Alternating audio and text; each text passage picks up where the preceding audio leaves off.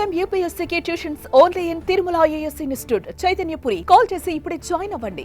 Online betting ఎన్నో కుటుంబాల్లో విషాదాన్ని నింపుతోంది. సులభంగా డబ్బులు సంపాదించొచ్చనే ఆశతో యువత బెట్టింగ్లకు అలవాటు పడి సర్వం పోగొట్టుకుంటున్నారు. బెట్టింగ్ కు బానిసలుగా మారి అప్పులు పాలవుతున్నారు.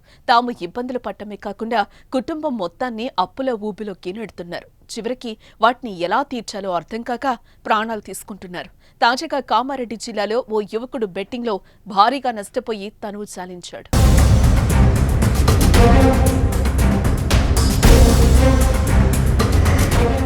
కామారెడ్డి మున్సిపాలిటీ పరిధిలోని దేవునిపల్లికి చెందిన దేవల సంజయ్ సాఫ్ట్వేర్ ఇంజనీర్.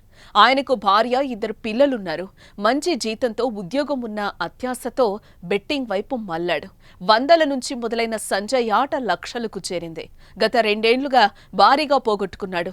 పోయిన సొమ్ము తిరిగి రాబట్టేందుకు గ్రామస్తులతో పాటు తెలిసిన వాళ్ల దగ్గర భారీగా అప్పులు చేసి వాటిని కూడా పోగొట్టుకున్నాడు.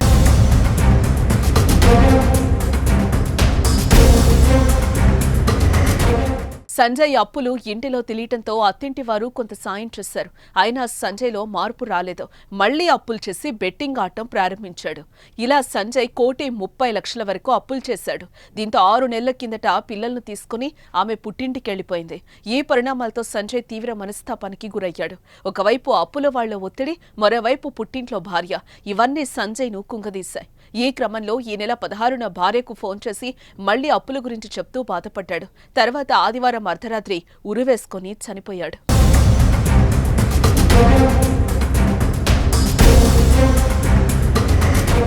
ఇలా బెట్టింగ్ యాప్స్ కు బానిసలుగా మారి యువత జీవితాలు బుగ్గిపాలు చేసుకుంటున్నారు.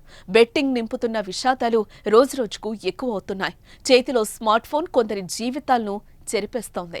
ఆన్లైన్ బెట్టింగ్స్ యాప్స్ కు బానిసలుగా మారుతున్న యువతరం వారి బంగారు భవిష్యత్తును నాశనం చేసుకుంటున్నారు. బెట్టింగ్స్ కోసం చేసిన అప్పుల ఊబిలో కూరుకుపోయి బయటకు రాలేక చావును పలకరిస్తున్నారు. బెట్టింగులకు పాల్పడి ప్రాణాలు కోల్పోవద్దని పోలీసులు హెచ్చరిస్తున్నారు. ఎంతమంది అన్నదమ్ములు? ఒక చెల్లె ఉంది. చెల్లెలకు ఇంకా ఉంది. పెళ్ళైందా? పెళ్ళైంది. ఒక పాప, ఒక బాబు, 3 సంవత్సరాల పాప, 1.5 బాబు, చిన్న ఏజ్.